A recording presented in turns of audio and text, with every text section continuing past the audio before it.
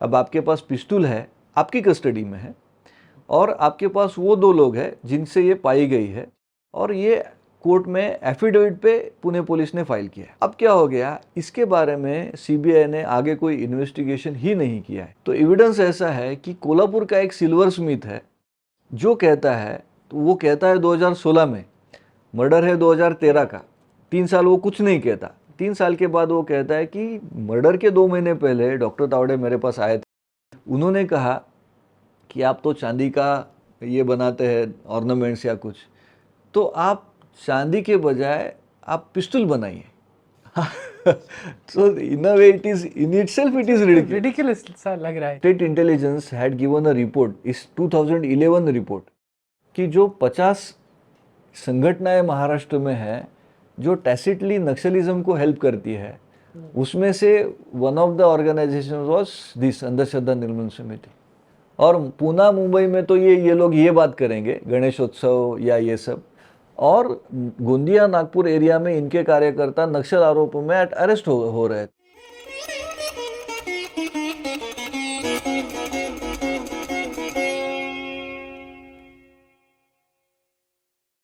नमस्ते, संगम टॉक्स के एक और एपिसोड में आपका स्वागत है। मेरी कॉन्वर्सेशन आज एडवोकेट वीरेंद्र जी के साथ है।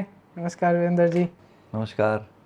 भारत में स्पेसिफिकली महाराष्ट्र में हिंदू टेरर केसेस जहाँ पर भी होते हैं वहाँ पर आप वीरेंद्र जी को पाएंगे उनकी डिफेंस के लिए और उन केसेस को रिप्रेजेंट करने के लिए। इसी तरह के एक केस है दाभोलकर का, आप सबको याद होगा। उनका मर्डर हुआ था 20 अगस्त 2013 को। तो वो केस अभी कंक्लूजन पे है, कुछ ही दिनों में उसका फाइनल जजमेंट आना है। ये वीडियो हम जजमेंट से पहले रिकॉर्ड कर रहे हैं। जजमेंट किस तरफ जाएगा हमें नहीं पता, मगर हम जजमेंट वाले दिन इस वीडियो को रिलीज़ करेंगे। अब आप जब ये सुन रहे हैं तो जजमेंट आ चुका होगा। तो किस दिशा में जजमेंट जाता है उसके बाद एक और वीडियो करेंगे कि क्या दिशा नेक्स्ट रहेगी। आज हम समझते हैं पहले कि ये पूरा केस है क्या, और वीरेंद्र जी क्या डिफेंड कर रहे हैं, सीबीआई का क्या रोल है, उन्होंने क्या चीज़ें गलत रिप्रेजेंट करी, नहीं करी, व्हाटएवर, ये सब पे आज हम चर्चा करते हैं। Virendra ji thank you very much. तो पहले तो थोड़ा बैकग्राउंड से शुरू करते हैं। महाराष्ट्र में तो दाभोलकर को और ये जो सारे कनेक्टेड केसेस हैं, पंसारे, कलबुर्गी, गौरी लंकेश, शायद बहुत लोग जानते भी होंगे, बट नॉर्थ में और शायद भारत के और जगहों में किसी को पता भी नहीं होगा या कम को पता रहेगा। तो ये है क्या, थोड़ा बैकग्राउंड बताइए केस का पहले प्लीज़। जी, ऐसा है कि इस बैकग्राउंड के 2 लेवल मैं बताना चाहूँगा। पहला तो जो फैक्चुअल है कि कब मर्डर हो गया या क्या हो गया, और दूसरा इनको पब्लिसिटी किस तरीके से मिली है, जो एज अ सामान्य व्यक्ति अगर देखें तो कैसा है। इनके कहने से पहला मर्डर था जो दाभोलकर मर्डर आज जिसकी हम चर्चा करेंगे, ये हो गया 20 अगस्त 2013 को। फिर दूसरा केस इनका कहना है गोविंद पानसरे, ये था फरवरी 2015 में, 16 फरवरी 2015। फिर 30 अगस्त 2015 को हो गया कलबुर्गी, ये धारवाड़ कर्नाटक में जो एक शहर है, ये वहाँ पे इनकी हत्या हो गई थी सुबह। और चौथा केस है 5 सितंबर 2017 का, गौरी लंकेश का, उसके घर के सामने शाम को उनकी हत्या कर दी गई थी। तब हुआ ऐसा है कि इनका कहना है, जो भी मीडिया से आ रहा है या जो पुलिस कह रही है, तो इनमें से कहीं ना कहीं जो हथियार इस्तेमाल हो गए वो कॉमन थे, इसलिए एक ही गुट ने ये किया, ऐसे उनका कहना था। अब एक बात ये भी है कि शायद दाभोलकर थोड़े प्रसिद्ध हो सकते हैं, उनको बाद में भारत रत्न भी दिया गया था, लेकिन बाकियों के बारे में ऐसी प्रसिद्धि शायद उनकी हत्या के बाद में मिली है। तो ये एक थोड़ी सी अलग बात शायद हो सकती है। ऐसे ये थोड़ा सा बताइए, वेपन्स कॉमन थे, मतलब 2015 और 17 के बीच में 2-3 साल के पीरियड में सेम वेपन से ये सारे मर्डर हुए हैं। उनका कहना कैसे था कि उनका कहना ऐसे था, शायद हम वो ग्राफ में भी दिखाएंगे। उनका कहना था कि दाभोलकर केस में एक पिस्तौल इस्तेमाल हुई थी। दाभोलकर स्टोरी 1-2-4 लाइन में बताता हूँ पहले। उनका कहना था कि दाभोलकर मॉर्निंग वॉक के लिए उनके घर से पूना से निकले थे और चलते चलते एक ब्रिज पे आ गए, ओंकारेश्वर ब्रिज वहाँ की नदी के ऊपर का है। तो पीछे से दो युवाओं ने, जिनकी उम्र 20 या 25 के दरमियान थी, तो उन्होंने पीछे से आके भागते भागते गोली मारी और भागते भागते पीछे से चल के एक वहाँ पे पुलिस चौकी है उसी कॉर्नर पे, तो वो उसके सामने उन्होंने गाड़ी पार्क की थी, तो वो लेके वो भाग गए। तो ये दाभोलकर वाली केस है। पानसरे केस में मॉर्निंग वॉक की ही थियरी दोहराई गई, जो असल में एक मिथ है, क्योंकि दाभोलकर और पानसरे और उनकी पत्नी और उनकी डॉटर इन लॉ ये सभी एक ही बिल्डिंग में तो रह रहे थे, लेकिन शायद कुछ अनबन थी। ये Mr and Mrs Pansare had gone outside to have breakfast, तो ब्रेकफास्ट करके वापस आ रहे थे, फिर सेम दो लोग एक गाड़ी पे बैठे, एक छोटी गली से ये चलते जा रहे थे, तो पीछे से आए, दो लोगों ने गोली मारी और वही गाड़ी लेके आगे से भाग गए। पानसरे फैमिली की जो हाउस मेड है वो वहीं पे रास्ते पे दरवाजे के सामने खड़ी थी, तो उन्होंने पूरा इंसिडेंस एज इट इज़ देखा है। तो दो लोग थे। ये दूसरी केस है। फिर ये जो कलबुर्गी केस है, तो वो तो एक और इंटरेस्टिंग चीज़ है। उसमें क्या ये कहते हैं कि somebody knocked the door early in the morning. Kalburgi क्योंकि प्रोफेसर थे, तो बच्चे स्टूडेंट्स उनको मिलने आया करते थे, तो उनकी पत्नी को लगा शायद ऐसे कोई आया होगा, और उन्होंने जाके देखा तो एक युवा सामने खड़ा है और कलबुर्गी साहब फ़ोन पे वहीं रूम में हॉल में घूमते घूमते बात कर रहे हैं। तो पत्नी ने पूछा आपको क्या चाहिए, तो बोले हमको उनसे बात करनी है। He just indicated, she went inside in her kitchen. उसके बाद में धमाका हो गया। तो असल में सवाल ये उठता है कि अगर उनको मारना ही था तो why he would wait, he would straight away shoot and run away, but then he thought to create a witness to show his face to the wife, and then he that is something for the case to argue and all those things, but that was third case. And Gauri Lankesh case में शाम को वो वापस आ गई, गाड़ी park कर रही थी, तो एक हेलमेट पहने आदमी ने उनको गोली मारी है और ये सीसीटीवी में आ गया है। अब जिस व्यक्ति ने हेलमेट पहना है और कांच पूरी बंद है, तो आप उसको कैसे आइडेंटिफाई कर सकते हैं, ये एक सवाल है जो शायद उनको ही उसका जवाब देना होगा। तो ये 4 केसेस में उनका कहना ये था कि दाभोलकर की शरीर से जो कार्ट्रिजेस और वहाँ पे जो बुलेट्स मिली, तो वो टैली होती है पानसरे केस से। अच्छा। और पानसरे केस में 2 पिस्तौल इस्तेमाल हुई। For the sake of just understanding it, let us call it पिस्तौल ए, पिस्तौल बी, दैट वे। ठीक है। सो पिस्तौल ए was used in Dabholkar murder case. They said pistol A and a new pistol, pistol B, was used in Pansare murder case. And this pistol B was later on used in Kalburgi and Gauri Lankesh case. And therefore they said कि all these 4 murders are linked together by the same group. Then it came to with the same ideology. Then it came to with the same motive. Then it came to with the same agenda. Anti-Hindus and to killing anti-Hindus, and therefore it is this is case of Hindu terror. So this way it has expanded. अब इसमें इसको एक alternative, एक parallel रास्ते से इसको हमें समझना होगा। थोड़ा पीछे जाके फिर वापस आना है, फिर दाएं जाना है, फिर बाएं आना है, ऐसा थोड़ा सा है। तो इसमें ऐसे हुआ है कि मैं फिर अभी दाभोलकर केस पे आता हूँ। सीबीआई के पास ये केस गया। आज की तारीख में सीबीआई ही कोर्ट में खड़ी है, ये जो एक्यूज्ड है उनके खिलाफ में। लेकिन इसके पहले 20 अगस्त 2013 से कुछ दिन Pune police, local Deccan police station के पुलिस इन्वेस्टिगेशन कर रहे थे। बाद में डीसीपी क्राइम को ये केस सौंपा गया। सो अगस्त 13 टू मई 14 ये केस पुणे पुलिस इन्वेस्टिगेट कर रही थी। अब इसमें ऐसे हुआ है कि जो कार्ट्रिजेस वहाँ पे पाई गई और शरीर से जो बुलेट्स निकाली गई, तो मुंबई के गवर्नमेंट बैलिस्टिक लैब ने रिपोर्ट दिया कि एक पिस्तौल उसी दिन थाना के दूसरे केस में बरामद हुई थी, मुब्रा पुलिस स्टेशन के एक केस में। तो उस पिस्तौल से ये गोलियां मारी गई थी।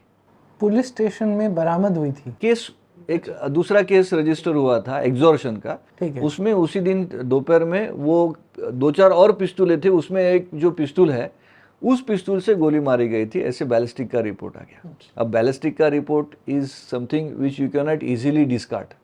तो उसके आधार पर वो पिस्तौल भी उस केस से, दाभोलकर केस में पुणे के पुलिस लेके आए कोर्ट की परमिशन से। और ये जो 2 लोग हैं, उनका नाम है विकास खंडेलवाल एंड मनीष नागोरी। तो पुलिस के कहने के जो इनके मर्डर में इन्वॉल्व अक्यूज्ड है थे, दाभोलकर में थे। ओके। अब ऐसा है कि पुलिस के कहने के मुताबिक ये रेगुलर इलीगल आर्म्स डीलर है। 2013 में भी उनके ऊपर ऐसे केसेस थे, उसके पहले भी थे, उसके बाद में भी थे।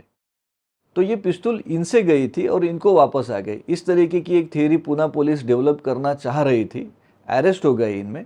इन द मीनवाइल सीबीआई के पास इन्वेस्टिगेशन चला गया। अब आपके पास पिस्तौल है, आपकी कस्टडी में है, और आपके पास वो 2 लोग हैं जिनसे ये पाई गई है, और ये कोर्ट में एफिडेविट पे पुणे पुलिस ने फाइल किया है। अब क्या हो गया, इसके बारे में सीबीआई ने आगे कोई इन्वेस्टिगेशन ही नहीं किया है। ये लाइन ऐसे के ऐसे यहीं पे छोड़ दी गई, इसको आगे लेके ही नहीं गए। After the investigation was transferred to CBI May 2014, CBI went on only, I think, against Hindu people and Hindu activist kind of thing. And 10th June 2016, they arrested one Dr. Virendra Singh Tawde.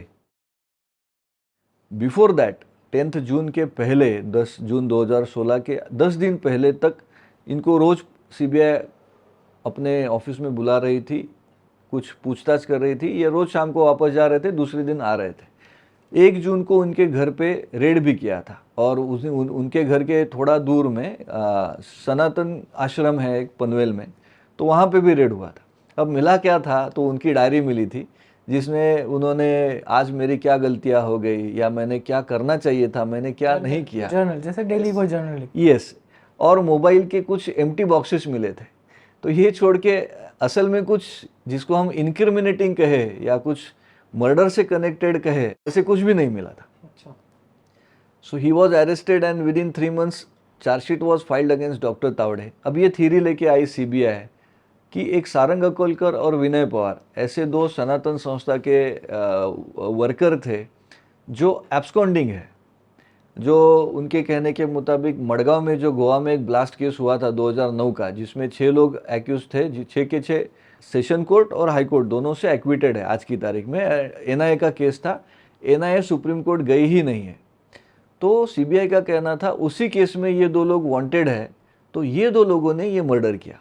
अब theory कैसे connect करने का प्रयास हो गया कि 2 लोग पीछे से भागे थे, आपको याद होगा वो जो इनिशियल मर्डर की स्टोरी है, तो ये 2 लोग थे। और एविडेंस क्या है, तो एविडेंस ऐसा है कि कोल्हापुर का एक सिल्वर स्मिथ है जो कहता है, तो वो कहता है 2016 में, मर्डर है 2013 का, 3 साल वो कुछ नहीं कहता। 3 साल के बाद वो कहता है कि मर्डर के 2 महीने पहले डॉक्टर तावड़े मेरे पास आए थे, उन्होंने कहा कि आप तो चांदी का ये बनाते हैं ऑर्नामेंट्स या कुछ, तो आप चांदी के बजाय आप पिस्तौल बनाइए। So in a way it is in itself it is ridiculous सा लग रहा है। Yes, but still if you go by his very words, he says कि ये आगे मेरे पास बोले पिस्तौल बना के दो, तो मैंने उनको ऐसा ऐसा गोल गोल किया और मैंने कुछ उसमें हेल्प नहीं की। बाद में ये बोले कि 2 लोग मैं आपके पास रहने को भेजता हूँ, उनको थोड़ा रहने का इंतज़ाम कीजिए।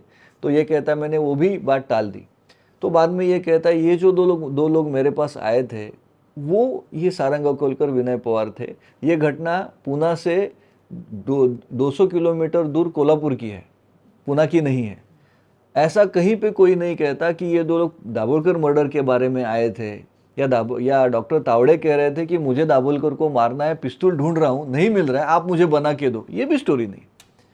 फिर ये कहता है कि इस घटना के मतलब 2013 के 8-10 साल पहले, कभी वो कहता है 2004, कभी वो कहता है 2006, वो कहता है कि कोल्हापुर में एक दाभोलकर का स्पीच ऑर्गेनाइज हुआ था, तो उसमें वो कार्यक्रम होने के बाद डॉक्टर तावड़े ने जाके दाभोलकर से झगड़ा किया।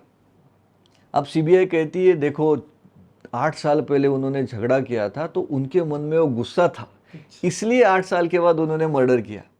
ये विटनेस कोर्ट में पहले ये बोला कि झगड़ा तो किया था, और बाद में बोला कि नहीं, दोनों में डॉक्टर तावड़े और डॉक्टर दाभोलकर में बात ही नहीं हुई थी। तो आप पहले तो सूरज कहते हो और बाद में चांद कहते हो, दोनों की अलग अलग टाइमिंग है, सब अलग है। और फिर इन दोनों के फोटोग्राफ से स्केचेस बनाए गए, फोटोग्राफ नहीं बने। आई विटनेसेस जो थे, जिनका कहना था कि हमने वो घटना प्रत्यक्ष में देखी है, एक वहाँ का स्वीपर था, 2 स्वीपर थे एक्चुअली, एक बाजू की बिल्डिंग में रहने वाला अपनी बालकनी में खड़ा था, और 2-3 लोग थे तो उनको इन दोनों के, सारंग अकोलकर और विनय पवार के photos, despite being available with CBI, photos were not shown. उसके ऊपर स्केच बनाए गए, स्केच दिखाए गए, और फिर ऐसा एक रूट बनाया गया कि देखो आई विटनेसेस ने स्केच आइडेंटिफाई किए हैं। एक चीज़ बताइए इसमें जी। थोड़ा सा अटपटा, आई विटनेसेस तो अगर मुझे सही पता है ये कभी फोटो वोटो पे वो नहीं करते, आपको कुछ वॉक करवाना पड़ता है, यस, ऐसा नहीं होता? You are exactly on the point. I will deal with this. Before that मैं उनका क्या कहना है यहाँ पे आता हूँ।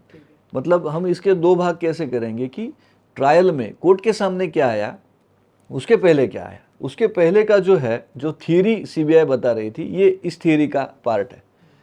तो सिर्फ इस चीज़ के आधार पर डॉक्टर तावड़े को अरेस्ट हो गई and he was never granted bail, he is still inside. अब ये 2016 की बात है। हाँ, मतलब हमने एक थियरी देखी जहाँ पे खंडेलाल और नागौरी थे, जिनसे पिस्तौल बरामद हुई जो थी। आर्म डीलर थे या एटलीस्ट एक्यूज थे, उनसे बरामद भी हुई, पुलिस स्टेशन में भी थी। पुलिस डीसीपी ने या जहाँ भी जो भी इन्वेस्टिगेशन थी, उन्होंने कहा उसी पिस्टल से मर्डर हुआ है। Yes. और वो सब वाइप आउट, वो हट गया पूरा, ऐसा का ऐसा रह गया, पूरा एज इट इज छूट गया। उसको कहीं आगे नहीं ले गई सीबीआई। और ये न्यू एक तरह का एविडेंस है जो क्रिएट किया गया। राइट। अच्छा, अब ये दूसरी थियरी आ गई।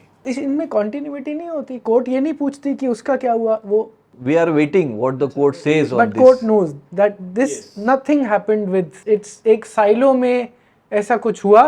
और उसको आगे कहीं नहीं लेके गया। यस, ये अब दूसरी थियरी आ गई कि इन दोनों ने मारा है। और in fact CBI officer, the investigation officer DYSP says emphatically कि इन दोनों ने मारा है, सारंग अकोलकर और विनय पवार ने, बियॉन्ड रीजनेबल डाउट। और उनके ऊपर फिर अवार्ड रखा गया। महाराष्ट्र के हर गांव में उनके पोस्टर्स लगाए गए कि दीज आर द एसिलेंट्स, और कोई इनका नाम पता या एड्रेस बोलेगा तो उसको 5 लाख का अवार्ड मिलेगा। यहाँ तक बात गई। फिर 2 साल ऐसे निकल गए। नाउ 10 जून 2016 टू 2018 के बीच में हमने देखा गौरी लंकेश केस हो गया। तब अभी जो सिद्धरामैया जी है तब वही थे, he was the chief minister then. On the very date of murder he constituted an SIT, that is 2017। और उसमें फिर बहुत सारे हिंदू एक्टिविस्ट को अरेस्ट मई 2018 से शुरू हो गई। हाँ, मतलब सितंबर 17 से मई 18 तक वहाँ पे मार्च में एक हो गई, और वहाँ से आगे फिर it started in a series, एक करते करते अरेस्ट हो गई। अब ऐसे हो गया कि because these cases were claim to be by a same group and modus operandi, ये वो सब पहले ही डिक्लेरेशन हो चुका था। तो सीबीआई ने जिनको पहले अरेस्ट हो गया वहाँ पे, उनमें से एक को अरेस्ट किया, कुछ एक नए आदमी को अरेस्ट किया। एंड अगस्त सितंबर 2018 में इन्होंने 2 अलग लोगों को अरेस्ट किया। 2 नए नाम आ गए, शरद कळसकर और सचिन अंदुरे। ये महाराष्ट्र का जो संभाजीनगर, पहले से औरंगाबाद कहते थे, वो जिले से है। अब इनकी थियरी आ गई कि सचिन अंदुरे और शरद कळसकर ने गोली मारी और मास्टरमाइंड डॉक्टर तावड़े। तो 2016 में सारंग अकोलकर और विनय पवार ने गोली मारी थी, मास्टरमाइंड डॉक्टर तावड़े थे। 2 साल में नाम बदल गए, मास्टरमाइंड वही रह गए, लेकिन सारा सचिन अंदुरे और शरद कळसकर ने गोली मारी। अब इनके खिलाफ एविडेंस क्या था?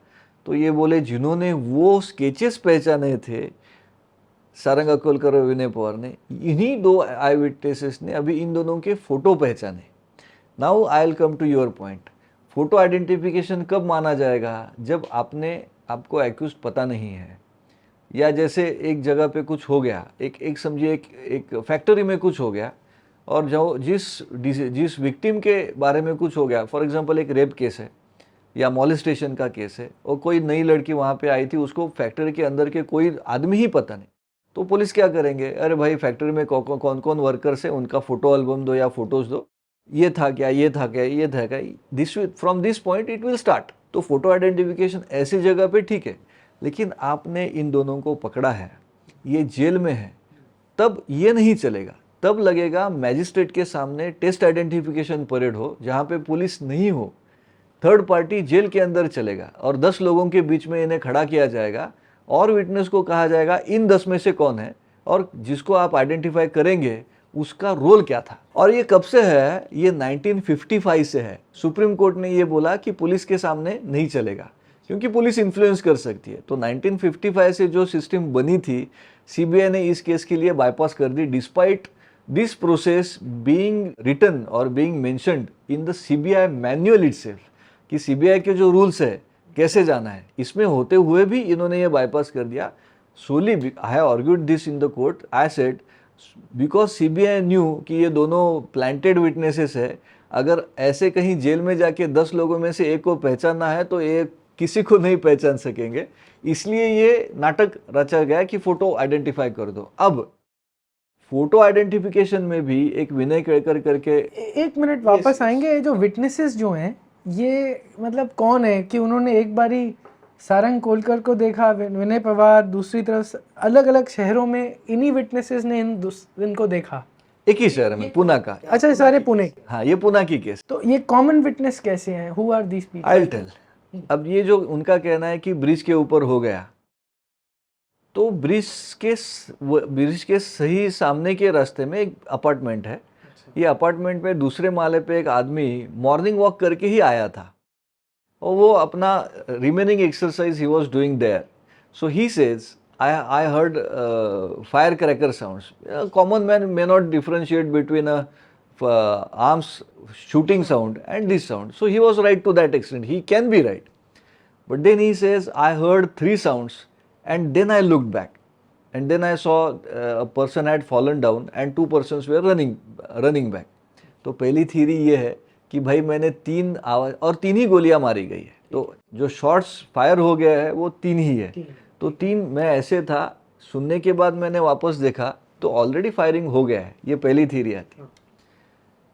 फिर ये कहता है कि 2 लोगों ने नहीं, अपार्टमेंट से ब्रिज पे देख रहे हैं ऊपर से, और ये कह रहे हैं कि दोनों के सर पे क्लैरिटी टोपी से है। दिख रहा है इनको? नहीं सर, अच्छा, दोनों के सर पे टोपी थी और वो गोल मुसलमानों की टोपी नहीं है, वो जो बेसबॉल या क्रिकेट की टोपी रहेगी उसको सामने ये रहेगा, तो वो वाली टोपी है। अब सवाल ये उठता है कि भाई दूसरे ऊपर से देख रहा है नीचे, और किस एज का है उसकी आई साइट? मतलब मुझे तो अगर आप दिखाओगे मुझे तो देखने को मिलता नहीं है, मेरी तो दूर का विजन इसके बिना शायद दिखेगा भी नहीं, but may be he was wearing, I don't no. Okay, nevertheless आपको ऊपर से टोपी पहने हुए आदमी का चेहरा कैसे दिखेगा? वो नहीं दिख सकते आप, स्पेशली आप फोटो में अगर रिकग्नाइज कर रहे हो तो बहुत ही अजीब सी बात है। फिर तीसरी बात वो कहता है, एक बार वो कहता है कि मैंने जब देखा तो ऑलरेडी एक आदमी पड़ा था और ये 2 लोग भाग रहे थे, तो उसने फायरिंग नहीं देखा।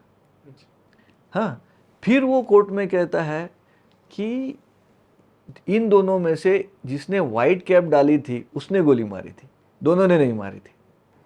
अच्छा, बट उसने तो देखी नहीं थी फायरिंग। एग्जैक्टली। और फिर उसके बाद वो फिर कहता है कि दोनों ने गोली मारी और जो कोर्ट के सामने वो 2 है।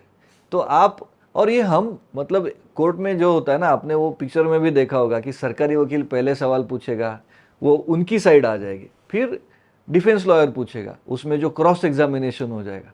तो ये जो 3 थियरीज आई है, ये हमारे सवाल पे नहीं आई है, वो सरकारी वकील पूछ रहा है वहीं पे आ गई है। मतलब कोर्ट इस पे उठा क्या बोलती है? कभी तुम ये बोल रहे हो, कभी ये बोल रहे हो, ऐसा कोर्ट में नहीं होता। फिर वो कहता है कि वो वाइट कलर का जर्किन पहना था, फिर वो कहता है नहीं वो ब्लू था, फिर वो कहता है नहीं नहीं वो अलग था। ये जब फोटो उसने आइडेंटिफाई किए, ऐसे सीबीआई कह रही थी, this is last week December 18, arrest हो गए इन दोनों को अगस्त और सितंबर 18, तो 3 महीने तो कुछ नहीं किया सीबीआई ने।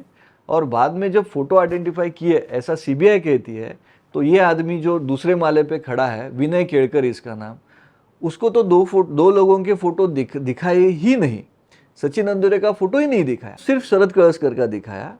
और उसके शरद कळसकर के फोटो के पीछे उसने लिखा है अपने हैंड राइटिंग में, अभी 5 साल हो गए, क्योंकि 2013 से 2018 की बात है, 5 साल हो गए, डिस्टेंस भी बहुत था, टाइम भी बहुत गया है, therefore I am unable to exactly identify. तो आप 2018 में फोटो आइडेंटिफाई नहीं कर पा रहे और 2023 में आप आदमी आइडेंटिफाई कर पा रहे हो 9 साल के बाद, 10 साल के बाद, ये कैसे संभव है? ये अनरिलायबल है, ये आप मान नहीं पाएंगे। So the same person from the same apartment saw both the shootings? Yes. तो दोनों शूटिंग्स उसी ब्रिज पे हुई हैं, उसी ब्रिज के पास। तो पहले ये बोलता है जो, और फिर वो कहता है कि ये फोटोज और वो स्केच वो रिजेंबल करते हैं, रिजेम्बलेंस इज डिफरेंट, उसके जैसा दिखता है एक बात है, और वही है, दूसरा कोई नहीं, इज द ओनली वन। क्योंकि आप एक को आप मर्डर के केस में आप फांसी लगाओगे तो रिजेम्बलेंस के आधार पर कैसे लगाएंगे? तो ये यहाँ की ये स्टोरी। मैं गंजा हूँ, मेरे को रिजेंबल किसी और से, मोगैम्बो से रिजेंबल करता हूँ। एग्जैक्टली तो ये वाला केस है। तो ये पहला विटनेस है। दूसरा विटनेस है किरण कांबळे। अब ये पहले जब पुलिस ने पूछा तो बोला मैंने कुछ नहीं देखा। ये जो दूसरा विटनेस है ये भी दोनों में है? ये भी दोनों मतलब दाभोळकर केस में और ये सारंग अकोलकर विनय पवार का फोटो देखने, स्केच देखने वाला है, और सचिन अंद्रे और शरद कळसकर का देखने वाला। अच्छा, अलग अलग सेट ऑफ एक्यूज्ड। ओके। हाँ, तो ये उन्होंने वहां पे भी विटनेस है। अब इसकी situation, but the second one also is a witness in both sets of, yes, both cases with the two sets of people. 2 sets of people, same case. ठीक है। अब इसका क्या है, 20 अगस्त को अगर ये वहां पे था तो उसका स्टेटमेंट उसी दिन रिकॉर्ड होना था। हाँ, तो उसका स्टेटमेंट हो गया 2 सितंबर को।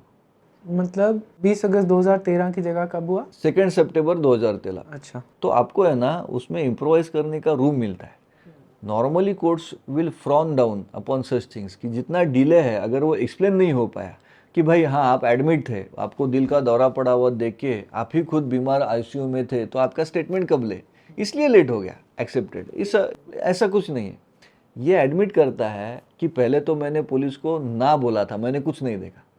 बाद में पुलिस ने देखा कि भाई म्यूनसिपैलिटी के पास किसका डेली अटेंडेंस वहाँ पे है सफाई के लिए, तो इसका है। अच्छा, ये सफाई कर्मचारी? ये सफाई कर्मचारी। फिर उसको बुलाए, फिर शायद ऐसे हो गया कि उसको बोला है तू था उधर, तेरा अटेंडेंस रजिस्टर में है, तो अभी तू ना बोलेगा तो देख तेरा जॉब चला जाएगा। ऐसा शायद बिटवीन द लाइंस कुछ है, तो ये चीज़ आई है। तो फिर ये बोलता है कि हाँ मैं था, मैंने ये देखा। इसने आप ये दोनों विटनेसेस के बारे में एक चीज़ क्या आती है देखिए, इन ह्यूमन क्या है कि ये कहता है कि मेरे 20-25 फुट सामने मर्डर हो गया, मैं उधर गया, लेकिन मैंने कोई मदद करने का प्रयास नहीं किया। वो आदमी मरा था ऐसे मुझे लगा, तो मैं वहाँ से उठ के चाय पीने गया। मेरे साथ उसके साथ उसकी एक कोवर्कर थी मीरा चकाले करके, तो हम चाय पीने गए। बीच में रास्ते में पुलिस स्टेशन आता है, मैं जाके पुलिस को बताया, नहीं किया, इन्फॉर्म भी नहीं किया। 100 नंबर पे फ़ोन करने का प्रयास नहीं किया। मैं जहाँ पे चाय पीने गया उन लोगों को बताया ऐसे ऐसे हुआ है, नहीं हुआ। ये क्यों नहीं हुआ है? क्योंकि वो था ही, अगर वो तो होगा ही नहीं वहाँ पे तो ये करेगा ही नहीं। ये तरीके से वो हो गया है, और ये खुद एडमिट करता है कि उसे मेमोरी लॉस का प्रॉब्लम है। ये दोनों लोग कहते हैं कि इमीडिएटली आफ्टर द मर्डर उन्होंने स्केच बनाए थे। अब स्केच क्या बनता है? स्केच बनता है, पुलिस रिलीज कर देती है, और फिर उस स्केच के आधार पर कोई पकड़ा गया या जो भी कुछ है। अभी देखिए बेंगलोर ब्लास्ट हो गया तो कुछ स्केचेस या कुछ इनिशियल इमेजेस तो आ गई थी। इन दोनों के इंस्ट्रक्शंस पे जो स्केच बने हैं वो पुलिस ने कभी रिलीज ही नहीं किए, बिकॉज पुलिस देमसेल्व्स न्यू कि ये तो बोगस है भाई, ये जो स्केच बनाएंगे सामने लोगों के सामने क्या लेके जाएंगे इसको। तो यहाँ तक इन विटनेसेस की क्रेडिबिलिटी है। तीसरी बात दोनों के बारे में, ये चाय पीने गया, केळकर नहाने गया, वो नहाया, ब्रेकफास्ट किया, ऑफिस जा रहा था, फिर नीचे उतरा, देखा तो पुलिस आई है, तो ये आके बोला कि ऐसा ऐसा हुआ। तब बोला पूरा विटनेस आदमी गिरते हुए देख लिया, सब कुछ कर लिया, कोई पुलिस को नहीं किया, बस देखने के बाद अपना नहाने वहाने चले गए। बहुत बढ़िया आदमी है। तो अब ये केळकर क्या कहता है कि वहाँ पे एक लेडी कांस्टेबल थी, लेडी पुलिस थी, मैंने उसको बताया, जबकि जिसने एफआईआर की है जो कहता है कि मैं वहाँ पे नाकाबंदी के लिए था, वो कहता है कि केळकर ने मुझे बताया। तो एक मेल पुलिस कहता है कि केळकर ने मुझे बताया, जबकि केळकर कहता है कि मैंने किसी मेल पुलिस को नहीं बताया था, वहाँ पे एक लेडी थी, मैंने उसको बताया। केळकर ये भी कहता है कि ये जो आदमी है कांस्टेबल, ये जो जिसने एफआईआर किया था उसका नाम है रानगट, RANGAT, रानगट। तो ऐसा कोई आदमी मैं पहचानता ही नहीं। रानगट कहता है मैं तो 2 दफ़े मिला हूँ, मैं तो उसके घर भी गया हूँ। केळकर कहता है कोई ऐसा पुलिस मेरे घर में नहीं आया था। तो there are so many contradictions. दोनों एडमिट करते हैं कि अंधश्रद्धा निर्मूलन समिति वाले हमें मिले थे, अप्रोच किए थे। कांबळे तो कहता है कि मैं तो उनको जानता हूँ, और कोर्ट में गवाही जब चल रही है तो लंच टाइम खाना खाने जाते थे, तो मैं उनके साथ खाना खा के आता था। तो इतना क्लोजनेस किस कारण है भाई? इसका एक्सप्लेनेशन नहीं आया है। केळकर कहता है कि अनीस वालों ने मुझे अप्रोच किया, तो मैं ही था वहाँ पे। मैंने पूछा जिन लोगों ने अप्रोच किया कि आज ये कोर्ट में है, जैसे मैंने ये सवाल पूछा, पीछे से एक आदमी अपना बैग लेके भागने लगा। तो जो पीछे बैठे थे उन्होंने देखा, बोले अरे ये क्यों भाग रहा है, ये तो कोई सस्पिशियस चीज़ है। तो उसको फिर लेके कोर्ट में बिठाए। I never knew who is what was going on. तो मैंने आगे का सवाल पूछा कि उस आदमी को आप पहचान सकते हैं? तो जो आदमी भागे जा रहा था उसी को पॉइंट आउट किया कि ये मुझे मिलने आया था, उसके बाजू में एक लेडी बैठी थी, ये दोनों अनीस के कार्यकर्ते मुझे मिलने आए थे। तो मैंने पूछा कोई ऑब्जेक्शनेबल चीज़ उन्होंने कही या बोली? तो पहले वो बोला ना, लेकिन आगे कहता है आप ऐसा समझ सकते हैं। अब क्रॉस एग्जामिनेशन और पुलिस इंटरोगेशन में फ़र्क है। क्रॉस में अगर ये इतना बोल देता है तो आपको समझना चाहिए कहीं तो अंदर दाल में कुछ काला था, कहीं पे उसको प्रेशर था। फिर दोनों एडमिट करते हैं कि जिनको उन्होंने आइडेंटिफाई किया कोर्ट में कि इन्होंने मारा, सचिन और शरद, तो उनके फ़ोटो तो उन्होंने पहले ही देखे थे। तो भाई इसमें बचा क्या है? यहाँ तक ये केस गई है। अब इसमें सचिन अंदुरे के बारे में एक स्टोरी लेके आए। ये कहते हैं कि घटना मतलब 2013 में वो मर्डर होने के बाद 10-15 दिन में सचिन अंदुरे एक वो भेलपुरी चनापुरी वाले के पास गया और उसने बोला, उसका नाम है धाइडे, तो उसने बोला कि ऐसे ऐसे हुआ है, मैंने और शरद कळसकर ने मारा है, तो कल अगर हमें अरेस्ट हो जाएगी तो क्या आप उसके माँ पिताजी को हेल्प करेंगे? तो this they said as extra judicial confession. 5 साल के बाद ये बंदा आके कहता है, अब स्टोरी में देखिए क्या होती है, वो ये एक्सेप्ट करता है कि सीबीआई का एक ऑफिसर एक रात को 9:30 बजे उसके पास आया। उसने बोला कल सुबह तुम्हें सीबीआई ऑफिस मुंबई आना है। आधा घंटा ये ऑफिसर वहाँ पे था और फिर ये दूसरी दिन निकल के 10 बजे पहुँच गया। ये कम से कम 7 घंटे 6 to 7 आवर्स का बाई कार डिस्टेंस है मिनिमम ड्राइविंग का। अब कोई सीबीआई का अधिकारी आपके पास आएगा ये स्टोरी के साथ कि क्या सचिन अंदुरे ने ऐसे ऐसे आपको बताया था, तो कम से कम ये वो पूछेगा कि क्या आपका नाम सो एंड सो है, क्या आप कोई चना पानी पूरी ये वाला दुकान चलाते हैं, क्या आप सचिन अंदुरे को जानते थे? Minimum required questions. ये तो कोई अलग ट्रेनिंग की आवश्यकता नहीं है। धाइडे कहता है कि मुझे ऐसा एक भी सवाल नहीं पूछा गया था, उसने खाली बताया कल आना है। ये कल गया, दूसरे दिन गया वहाँ पे, तो सुबह 10 से रात को 7 बजे तक उसको बिठाया था, पूछताछ चल रही थी। उसका मोबाइल उसके साथ नहीं था, ड्राइवर लेके गया था, उसको भी बाहर बिठाया था। तो सीधी सीधी सी चीज़ ये दिखती है कि इसको बोला गया हमें तुमसे जो कहलवाना है तुम्हें उतना ही कहना है, नहीं तो तुम्हें भी अंदर डालेंगे। ये फेयर इन्वेस्टिगेशन वाली चीज़ थी ही नहीं। फिर ये कहता है उसमें कि जेएस का, ये हिंदू जन जागृति समिति का एक प्रोग्राम था 2012 में, तो I attended that programme and there I came to meet with Sachin Andure and all those people. तो हमने आरटीआई में पूछा कि भाई XYZ जो ग्राउंड ये बोल रहा है, तो ये ग्राउंड में ये सरकार के कंट्रोल का ग्राउंड है, तो आपने कितने लोगों को परमिशन दी थी? अगर उनको दी थी तो दी है, आएगा सामने। तो परमिशन ही नहीं है, कुछ कागज ही नहीं है। इनफैक्ट ये सीबीआई का काम है कि उस पीरियड में वहाँ पे एक सभा हुआ था, उसका परमिशन लिया गया था वगैरह वगैरह, ट्रेल निकाल के दे। करेक्ट। तो वो तो है ही नहीं। तो ऐसे ऐसे लोगों को उठा के लेके आया है, ये हमने कोर्ट के सामने रख दिया है। ये परिस्थिति है।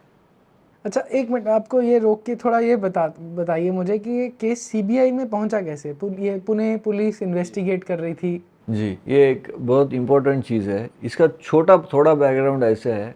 I will start from the day of murder itself. सुबह 7 साढ़े 7 के दरमियान मर्डर हो गया और 2-3 घंटे में कांग्रेस के तब चीफ मिनिस्टर थे पृथ्वीराज चौहान, तो उन्होंने एक बड़ा इंटरेस्टिंग स्टेटमेंट कर दिया। वो आज आप इंटरनेट पे भी देख सकते हैं। ही सेड कि इस हत्या के पीछे गोडसेवादी, मतलब implied is Nathuram Godse, implied गोडसेवादी प्रवृत्तियों का हाथ है। आपको कैसे पता चला? या तो आपको पहले से पता था ऐसे ऐसे कुछ होने वाला है, फिर ऐसी दिशा, या 2 घंटे में आपको ऐसा कहाँ से इंटेलिजेंस आया विच कंपेयर, ये एक डायरेक्शन देने वाली चीज़ थी शायद।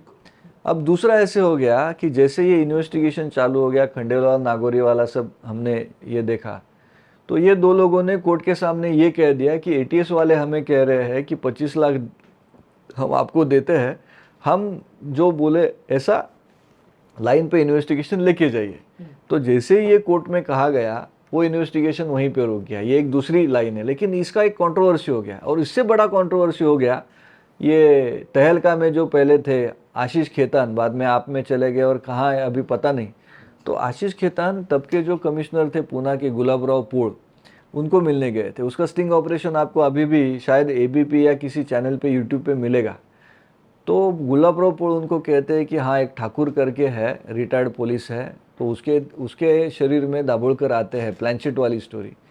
और दाभोलकर कहते हैं कि मुझे सनातन वालों ने ही मारा। तो ठाकुर जहाँ भेज बोलता था, जिनको इन्वेस्टिगेशन करना बोलता था, हम तुरंत पुलिस भेज देते थे। तो आशीष खेतान वो ठाकुर को भी मिले। अच्छा, ये कोई वो आशीष खेतान किसी को मिलते थे जिनके शरीर में दाभोलकर आता था? और उसका वीडियो भी आपको मिलेगा। इंटरेस्टिंगली ये ठाकुर नाम है, लेकिन उसके घर के दीवार में एक यीशु ख्रिस्त का बड़ा जिसके शरीर में वो आता था। हाँ, अच्छा, यीशु तो का सनातन का नाम शायद इसी कारण आ गया, पता नहीं, लेकिन वो फिर उनके बदले में आके तो क्या हो गया, इसका बवाल हो गया। और फिर एक केतन तिरोडकर नाम के पत्रकार ने हाईकोर्ट में पिटीशन फाइल कर दी कि investigation should be transferred to CBI. By virtue of high court orders this was transferred. लेकिन इसके पीछे का कुछ कंट्रोवर्शियल बैकग्राउंड ये सब है। ऐसे इसको भी इन्वेस्टिगेट करना चाहिए था, ये भी होना चाहिए। हो सकता है ये क्रिश्चियन मिशनरीज वालों ने जो है इन्होंने करवाया हो हिंदू टेरर दिखाने के लिए। क्योंकि सनातन संस्था कन्वर्जन रोकती होगी क्योंकि महाराष्ट्र में। आपने एक मिशनरीज का नाम लिया तो थोड़ा सा हटके है, लेकिन आप देखिए भीमा कोरेगांव में एक स्टैन स्वामी का नाम आया था। हाँ जी। He was an aged person. He was a missionary, officially belonging to their something church and all those things. अब सवाल ये आता है कि वो जेल के अंदर he died. He was in jail. He was then transferred to some missionary hospital.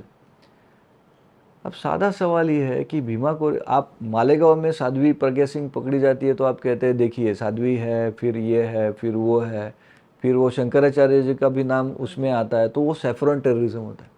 तो एक भाई चर्च से रिलेटेड आदमी पकड़ा जाता है तो ये वाइट टेररिज्म नहीं होगा? लेकिन ये कोई नहीं बोलेगा, इंटेलेक्चुअल टेररिज्म, ये वही बात है।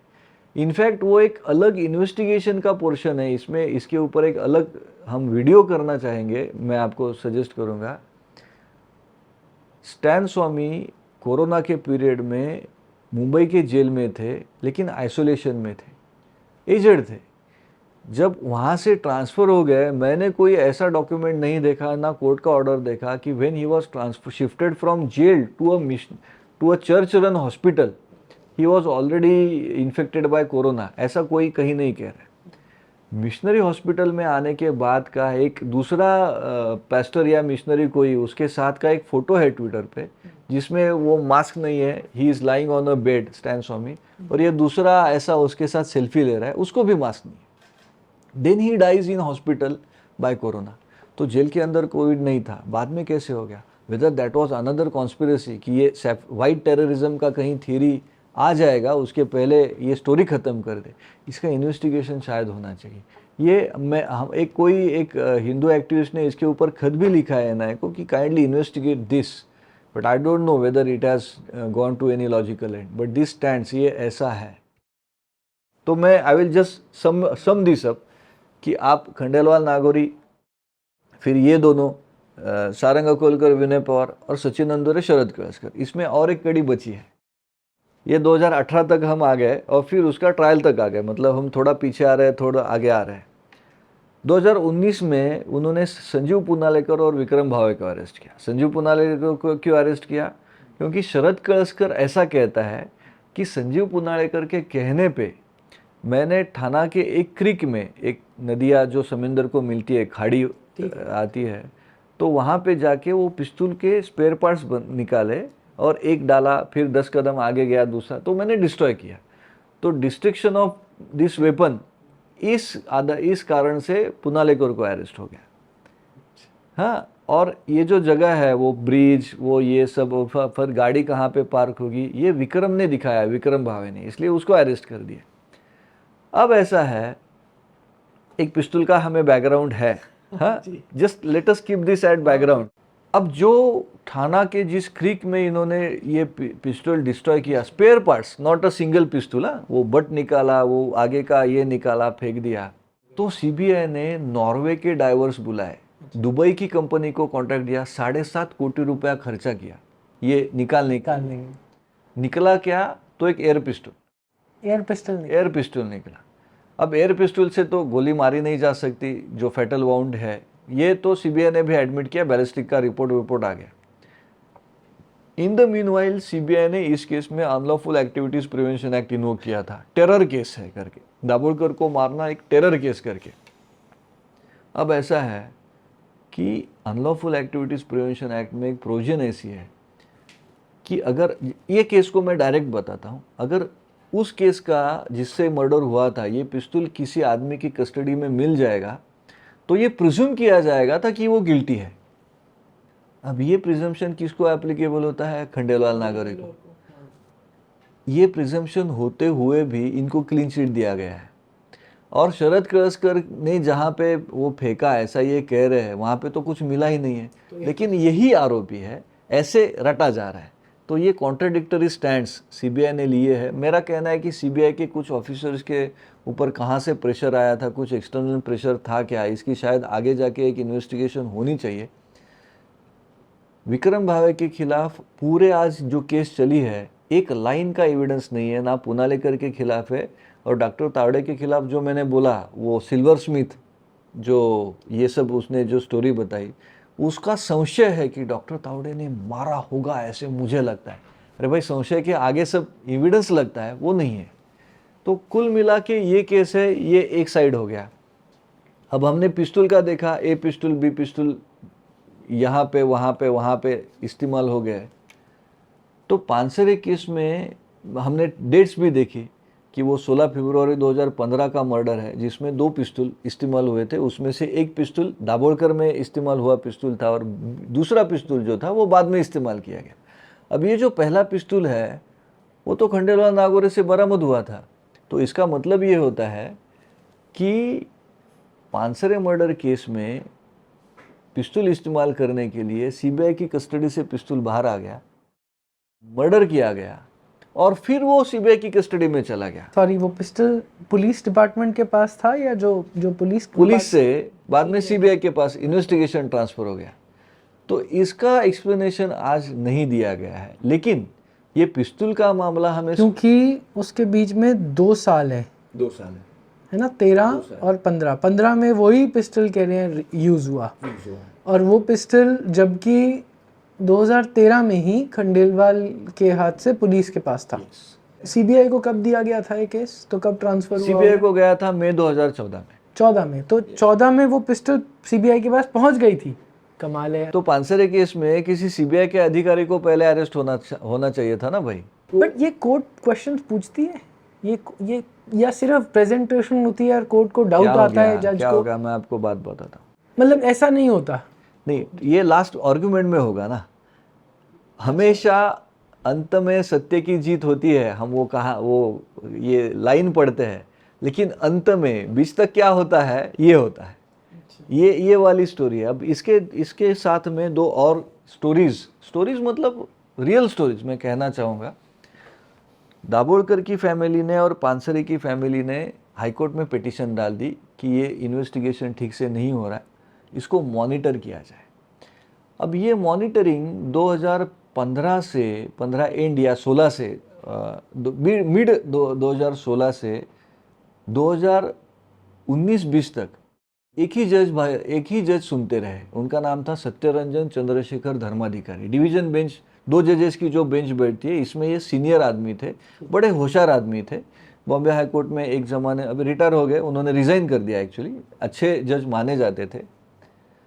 अब ऐसा है कि हाई कोर्ट की पेंडेंसी एक अलग विषय है, बॉम्बे हाई कोर्ट की पेंडेंसी तो और एक अलग विषय है। लेकिन ये पिटीशन कभी भी लास्ट में नहीं सुनी जाती थी इनके सामने, ये सुबह पहली पिटीशन सुनी जाती थी इनके सामने। ये एक डिफरेंशियल ट्रीटमेंट था क्या, इसका मेरा कहना है कि शायद ये डिफरेंशियल ट्रीटमेंट दिया गया था। अब एक लेटर भी लिखा गया था कि ये जो जज है सत्यरंजन चंद्रशेखर धर्माधिकारी, इसमें से जो चंद्रशेखर धर्माधिकारी है, उनके पिताजी, ये भी हाईकोर्ट के जज थे, रिटायर हो गए, और रिटायर होने के बाद ये दाभोलकर के साथ काम करते थे, ये उनके साथ जुड़े हुए थे। तो ये परिस्थिति में ना सत्यरंजन चंद्रशेखर धर्माधिकारी जी ने ये कहना चाहिए था कि ये मैं नहीं सुनूंगा, क्योंकि ये मेरे कहीं पे नज़दीकी कॉन्फ्लिक्ट ऑफ इंटरेस्ट है। करेक्ट। तो जुडिशियल प्रॉपर्टी ये थी कि इन्होंने नहीं सुनना चाहिए था। ये लेटर लिखा जाने के बाद भी ये हर तारीख को पहली केस करके सुनते रहे और फिर सीबीआई को डांटते रहे, सरकार को डांटते रहे। महाराष्ट्र में तब बीजेपी की गवर्नमेंट थी, देवेंद्र फडणवीस को कुछ कुछ उपदेश देते रहे कि देखिए ये ऐसा है, आपने ये करना चाहिए, ये 2 हत्या देश का एक बड़ा धब्बा है और पूरी दुनिया आपके पास देख रही है, वगैरह वगैरह वगैरह वगैरह। तो शायद कहीं ना कहीं प्रेशर था, शायद हो सकता है, क्योंकि हर महीने 1.5 महीने के बाद हो सकता है। हाँ, हर मीडिया आप ये सब चीज़ फ्रंट पेज पे सब छापे तो कहीं ना कहीं तो ये इशू बन जाएगा। तो ये ऐसे एक साइड पे बनता रहा। दूसरी साइड में एक महत्वपूर्ण बात शायद इस प्रेशर से छोड़ी गई या छूट गई, आई डोंट नो, लेकिन कोर्ट के सामने ये आज आ गया है, हमने इसका आर्गुमेंट किया है कि डॉक्टर तावड़े इन्होंने क्यों किया। सनातन या हिंदू जनजागृति समिति जो चार्जशीट के हर पन्ने पे नाम इन्होंने लिखे हैं, क्योंकि इनका ऐसा कहना है कि Dabholkar was spearheading the campaign to pass a bill, एक लेजिस्लेशन, एंटी सुपरस्टिशन कानून इनको लाना था, इसलिए ये कानून नहीं आए, ये अंधश्रद्धा निर्मूलन का काम रुक जाए, इसलिए मर्डर हुआ। और इसका मोटिव कब का है, जैसे मैंने बताया 2004, 2006 वगैरह वगैरह। अब मोटिव का अभ्यास होना चाहिए, लेकिन एक ही मोटिव का अभ्यास नहीं होना चाहिए। अब ये केस में दाभोलकर के बारे में मैं आपको 3-4 चीज़ें बताता हूँ। ऐसा नहीं है कि दाभोलकर के ऊपर ये पहला हमला था। In fact there was a case of acid attack on Dabholkar.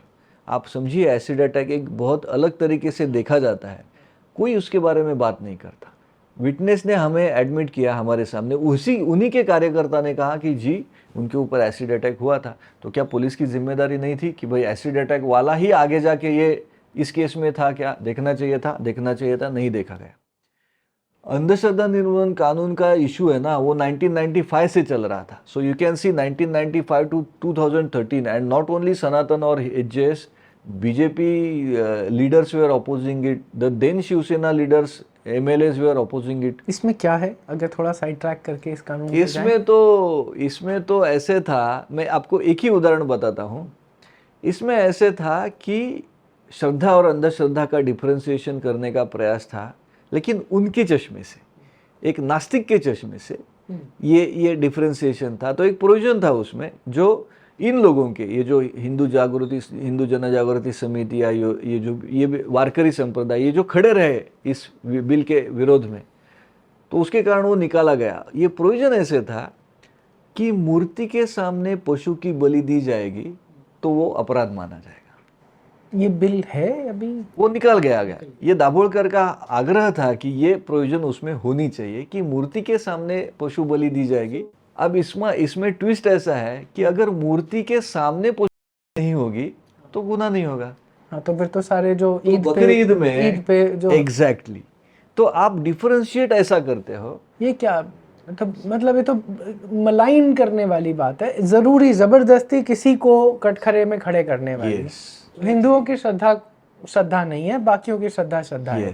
ठीक है। जैसे फॉर एग्जांपल ये लोग है ना, हर गणेशोत्सव में, हर होली में आके कहेंगे कि होली में आप, वो महाराष्ट्र में वो है कि आप कुछ फूड होली के आग में आप प्रसाद के उसमें डाल देते, तो ये कहेंगे कि देखिए आप ऐसा अन्न आप उसमें डाल रहे हैं, तो ये कैसे दूध के लिए कि शिवलिंग को, हाँ, हर चीज में ये कहेंगे। गणेशोत्सव आ गया तो कहेंगे कि देखो इसमें पोल्यूशन होता है।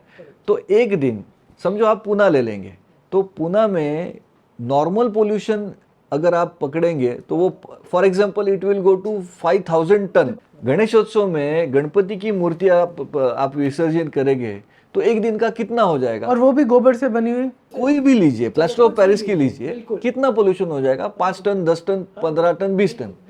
एक दिन ये पोल्यूशन हो गया तो उनको साल भर का वेदना है। और हर दिन उसी नदी में 2-2 हजार, 1-1 हजार टन वाटर अगर जाता है, इंडस्ट्री का, डोमेस्टिक वेस्ट सुएज का, वो सब उनको वेदना नहीं, उसमें नहीं जाएंगे। तो ये एक सिलेक्टिव तरीके का था। In fact there were news reports that state intelligence had given a report, इस 2011 रिपोर्ट, कि जो 50 संगठनाएं महाराष्ट्र में है जो टैसिटली नक्सलिज्म को हेल्प करती है, उसमें से one of the organisation was this Andhashraddha Nirmoolan समिति। और पूना मुंबई में तो ये लोग ये बात करेंगे गणेशोत्सव या ये सब, और गोंदिया नागपुर एरिया में इनके कार्यकर्ता नक्सल आरोपों में अरेस्ट हो रहे थे। ये ना इसका एक मैप बनना चाहिए वीरेंद्र जी, एक मैप होना चाहिए कि अंधश्रद्धा निर्मूलन समिति जो भी है इसमें ये लोग हैं, इनका यहाँ से कनेक्शन है, इनके पास फंडिंग कहाँ से आई, एक विजुअल मैप दिखना चाहिए, सब एक्सपोज हो जाएगा ये। तो इनके बीच में ये सारे के सारे अर्बन नक्सल की तरह से हमारे, अगर आप रोज़ाना की बोलचाल में देखें, गौरी लंकेश, कलबुर्गी, पंसारे, दाभोलकर, सबका तो नहीं पता पर एटलीस्ट गौरी लंकेश और दाभोलकर हमारे क्लासिफिकेशन में एक अर्बन नक्सल है। कहीं ना कहीं इन चारों का संबंध है ना, वहाँ से जुड़ता है। मैं क्यों आपको बताता हूँ, ये पहली चीज़ है। Whether Dabholkar was the first urban Naxal और not is a issue of debate, I will keep that aside. Even going by Dabholkar's own theory, when this allegation was made against him कि आपकी संगठन तो टैसिटली नक्सलवादियों को मदद करने वाली है, जब ये लोगों के सामने आ गया तो उन्होंने कहा कि आई वॉज द पर्सन जिन्होंने एक नक्सलवादियों के खिलाफ एक किताब प्रकाशित की थी। वो किताब प्रकाशित हो गई है जो नक्सलवादियों के ऊपर सीधी टीका करती है, सीधा क्रिटिसिज्म है, डायरेक्ट है, और बहुत भयंकर पिक्चर नक्सलवादी जो कर रहे हैं उसका आपके सामने रखती है। मैंने खुद वो किताब पढ़ी है। तो अगर आप अर्बन नक्सल नहीं थे तो आपने ये किताब प्रकाशित की इसलिए मर्डर हुआ, ये भी तो हो सकता है, इसका भी तो इन्वेस्टिगेशन होना चाहिए। हमने नहीं पूछना है, हमने ये सवाल नहीं पूछना है। This is the way it has gone. फिर ये कानून की, मैंने जैसे कहा 1995 से चल रहा था, और दाभोलकर के खुद के आर्टिकल है जिसमें ये कहते हैं कि even the MLAs of communist parties have opposed the bill. अच्छा, सो भाई सवाल कहाँ पे उठता है, even the other leaders of his own field जैसे श्याम मानव थे, उन्होंने तो इस कानून का विरोध किया था कि ये गलत तरीके से ड्राफ्ट हो रहा है वगैरह वगैरह वगैरह। तो ये एक चीज़ है। अब बिफोर हिज डेथ 4-5 महीना पहले से उन्होंने एक नया कैंपेन छेड़ा था जो वो कहते हैं कि बोगस जात पंचायत के बारे में था। तो खाप या जात पंचायत तो ऑलरेडी उसके बारे में इतना सारा है, तो क्या ये एक कारण हो सकता है? इन्वेस्टिगेशन नहीं हुआ। तीसरी बात, अब ये इन्हीं संगठनों के खिलाफ क्यों गया? शायद ऐसा है कि बिफोर हिज डेथ इन संगठनों ने दाभोलकर के ट्रस्ट के इश्यूज निकाले थे। सीधी बात थी कि भाई दाभोलकर और उनके सहकारी, आप आपके घर में क्या करते हैं, आप उपवास कैसा रखते हैं, आप विधि कौन सा करते हैं, आप आपके देवघर में कौन सी पूजा किस तरीके से करते हैं, इसकी चिकित्सा ये लोग करेंगे। तो आपकी निजी लाइफ में क्या हो रहा है इसकी चिकित्सा करने का उन्हें संविधान ने अगर अधिकार दिया है, तो आपका पैसा कहाँ से आता है, आप कैसे इस्तेमाल करते हैं, ये सवाल पूछने का अधिकार तो लोगों को दिया है। और चैरिटेबल ट्रस्ट है, आपको तो खुद ओपनली डिक्लेयर करना चाहिए। और फिर उसमें से ऐसे मिला कि आपको कानूनी 7 साल तक की सजा है फॉरेन कंट्रीब्यूशन रेगुलेशन एक्ट में। तो ये भाई साहब विदेश से पैसा ला रहे थे। एक इनके ट्रस्ट में एक दूसरा ट्रस्ट मर्ज हुआ था, और FCRA था या नहीं था? रजिस्ट्रेशन लिया, लेकिन he was running a magazine. तो उसमें वो तीस्ता सेटलवाड जी के खिलाफ का मेरा जो पहला कंप्लेंट था उसी पॉइंट पे था कि आप ये नहीं कर सकते, आपको अलाउड नहीं है, उसको मिनिमम 3 साल की सजा है, क्योंकि विदेश के पैसे से ये नहीं होना चाहिए। ये उसके पीछे का एक ये है। तो ये चल रहा था। दूसरा, दाभोलकर ने खुद ने चैरिटी कमिश्नर ऑफिस में एडमिट किया कि दूसरा एक ट्रस्ट इस ट्रस्ट में मर्ज हुआ। बाद में इनके trustee, after his death the trustees change the stand. वो बोले नहीं नहीं ऐसा कुछ हुआ ही नहीं था। ये लोग, फिर तीसरा आ गया कि ये लोग छापते तो थे किताब या ऐसे कुछ, तो छपाई का खर्चा आएगा, लेकिन इनकम जो आएगा वो दिखेगा ही नहीं। तो ऐसे बहुत सारी चीज़ें आ गई उसमें। तो whether there was an issue कि भाई ये अभी ऐसे कंप्लेंट आ गई तो कहीं ना कहीं उनके साथ के जो लोग हैं उनको प्रॉब्लम आ जाएगा। Whether this was the reason for the murder, वो भी इन्वेस्टिगेट, उसका इन्वेस्टिगेशन नहीं। साइड ट्रैक कर रहा हूँ कि इसमें आगे बढ़ा कुछ ये सनातन संस्था का केस की आपने जो FCRA में मंगवाया और ये सब। मैं आपको 2-3 चीज़ बताऊंगा। इनका बेटा कोर्ट के सामने आ गया विटनेस करके। अब इसके बेटे ने बहुत बड़ा स्टेटमेंट किया था, बड़ा रिस्पॉन्सिबल स्टेटमेंट किया था। He had made a statement कि सनातन संस्था ने सनातन प्रभात से या माध्यम से धमकी दी थी मेरे पिताजी को कि आप अंधश्रद्धा निर्मूलन का काम बंद कीजिए, नहीं तो आपका दूसरा गांधी किया जाएगा। अब ये एक बहुत बड़ा स्टेटमेंट है, एक रिस्पॉन्सिबल स्टेटमेंट है। ये खुद आदमी कुछ ट्रस्ट में ट्रस्टीज है, ये उनके हिसाब से उनकी कैंपेन को ये लीड कर रहा है, ये खुद एक डॉक्टर है। This is a serious statement. हमने कोर्ट में उनको पूछा, भाई किसी आदमी ने आपके पिताजी को आपके सामने ये कहा? बोले नहीं कहा। आपके पिताजी को ऐसा कोई लेटर आया आपने देखा? बोला नहीं देखा। आपके सामने फ़ोन पे किसी ने ऐसे बात किया? बोले नहीं हुआ। कोई मैगजीन में या कोई न्यूज़पेपर में ये छप के आया? बोला मैंने नहीं देखा। तो भाई तू बोला कहाँ से? तो किसने बताया? पिताजी ने बताया या नहीं बताया। वो भी नहीं तो वो आर्टिकल तुम्हारे पास है, मुझे देखना पड़ेगा। तो ढूंढ के लेके आओगे, मुझे देखना पड़ेगा। उसके बाद में वो कोई आर्टिकल या कुछ नहीं है। तो आपको खाली मीडिया ट्रायल करनी थी, तो इसलिए बोल दिया। स्टेटमेंट ये थी कि उन्होंने छापा है, ऐसा छापा है और उसका कोई बैकिंग नहीं, कोई मेरा एविडेंस कहना नहीं, छापा भी छोड़ दो, किसी ने आके सामने बोला भी बताया हो। तो बोलना भाई, कब बोला था, किसके सामने बोला था, उसका नाम तुमने बताया, कुछ तो किया तुमने इन्वेस्टिगेशन? नहीं, ये नहीं पूछना। अब और एक बताता हूँ।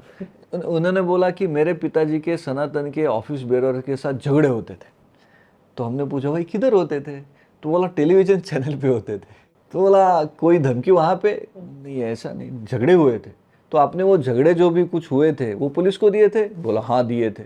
तो हमने पुलिस को पूछा भाई दे दो? बोले नहीं, हमको कुछ ऐसा नहीं मिला था। सीधी बात है भाई, चैनल पे डिबेट, तो उसमें से मर्डर का मतलब आप कहाँ पे क्या जोड़ रहे हो? तो ये अब इसके मैं एक बहुत इंपॉर्टेंट बात जो मुझे लगती है मैं बताता हूँ। आपने देखा होगा, शायद दिल्ली में हुआ होगा, नॉर्थ में हुआ होगा, मुझे पता नहीं, लेकिन कम से कम महाराष्ट्र कर्नाटक का तो मैं बताता हूँ आपको कि ये 4 मर्डर के बारे में आज की तारीख में कम से कम 15-20 टन न्यूज़पेपर की रद्दी बनी होगी। न्यूज़ आके हंड्रेड्स और thousands of hours of news channels, debate news, ये वो किसी के व्यूज़, आंदोलन की न्यूज़, ये 4 मर्डर्स के बारे में। अवार्ड ऑप्सी की कैंपेन चली थी, ये 4 मर्डर्स के बारे में हुआ है। मेरा खुद का कहना है कि मर्डर कभी भी जस्टिफाइड नहीं हो सकता। Never, violence we can not justify, but then selective pains of a society for some murders is not acceptable. मैं आपको एक सीधा सवाल पूछूंगा और शायद मैं दर्शकों को भी पूछूंगा, आप सोचिए, आप जवाब दीजिए या आपके मन में इसके बारे में कुछ मंथन होने दीजिए कि 4 मर्डर्स के बाद हाईकोर्ट सुनते जाता है, सुप्रीम कोर्ट सुनते जाता है, मीडिया वो बात करते रहती है कि ये नेता इसके ऊपर बात करते हैं, बात होनी चाहिए, नो प्रॉब्लम। बट और ये क्या है, ये थियरी क्या है कि कुछ हिंदुत्ववादियों ने कुछ साम्यवादी या समाजवादी विचारवंतों के मर्डर किए। Let us accept this theory for the sake of arguments कि ठीक है ऐसे कुछ हुआ।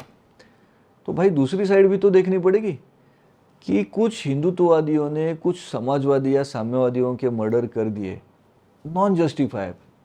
तो साम्यवादियों ने कितने मर्डर किए, इसका भी तो हिसाब लगाना पड़ेगा। तो मैंने ये देखा, ये मेरा खुद का रिसर्च है, शायद मेरे से ज़्यादा आपके पास या वाचकों के पास रहेगा। विकिपीडिया पे आप देखिए, मैं पूरे साम्यवादियों की बात नहीं कर रहा हूँ, यहाँ पे मैं सिर्फ नक्सलवादियों की बात करता हूँ। तो नक्सलवादियों ने भारत में मारे हुए लोगों की संख्या आज की तारीख में 14,000 से ज़्यादा है। ये 14,000 लोग कौन थे? ये सामान्य ट्राइबल्स थे, आदिवासी थे, ये सरपंच थे, ये पुलिस थे, ये सिक्योरिटी फोर्स के लोग थे, ये MLAs थे, ये मिनिस्टर्स थे। आप मुझे बताइए, हम हर 4 दिन के बाद न्यूज़ पढ़ते हैं कि कम्युनिस्टों ने, नक्सलवादियों ने मारा, जीप उड़ा दी, बम लगाया, ये किया वो किया। हमारी वो संवेदना नष्ट कर दी गई है, हमें कुछ नहीं लगता। ये पढ़ने के बाद हमें कुछ भी नहीं लगता। लोगों को लगेगा तो सिर्फ वो 4 मर्डर के बारे में लगेगा। ये जो है ना, मैं इसके विरोध में खड़ा हूँ।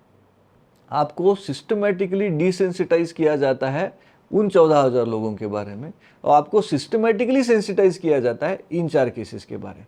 मेरा कहना है this is nothing else but another form of terrorism which is intellectual terrorism and I am standing against it। तो कहना चाहिए लोगों ने कि भाई ये भी और वो भी दोनों मापो, नहीं मापेंगे। In fact then I came to realize, this is I am telling my own realization, then I came to realize कि कम्युनिज्म अलग दिखाया जाता है, कम्युनिस्टों को अलग दिखाया जाता है और नक्सलवादियों को अलग दिखाया जाता है। whereas नक्सलवादीज are nothing else but communist. तो हम अलग है, वो अलग है, ये दिखाने का प्रयास एक जगह पे होगा, और हिंदू टेररिस्ट हिंदू धर्म से आते हैं तो दोनों सेम है, ये दिखाने का प्रयास दूसरी जगह पे होगा। मुझे इसका विरोध है। इस केस में मैं खड़ा हूं तो कहीं ना कहीं इस चीज को तोड़ने के लिए खड़ा हूं। और बाकी केस में क्या है तो ये तो मैंने आपको बताया, ये तो हमने कोर्ट में आर्गुमेंट्स में दिया है। फिर रही बात, खैर वो एक अलग स्टोरी है कि हुआ क्या होगा दाभोलकर मर्डर में, शायद क्या हुआ होगा, ये जो दिखाया जा रहा है शायद कहीं पे फैक्ट सप्रेस्ड है। डॉक्टर ये दाभोलकर ने कहा जाता है कि बोगस डॉक्टर्स के बारे में कंप्लेंट किया था। उसमें उन्होंने ये जहाँ पे ये रानगढ़ था उनका उसका इंचार्ज था एक Arjun Sakunde, senior PI of Vishrambag police station, बाजू का पुलिस स्टेशन है, जो नाकाबंदी शायद थी ही नहीं, लेकिन ये आदमी वहाँ पे था शायद मॉनिटरिंग करने के लिए। तो ये अर्जुन सकुंडे विश्रामबाग पुलिस स्टेशन का station master, senior PI, in-charge of the police station, जिसके डायरेक्ट सबऑर्डिनेट ये रानगढ़ है।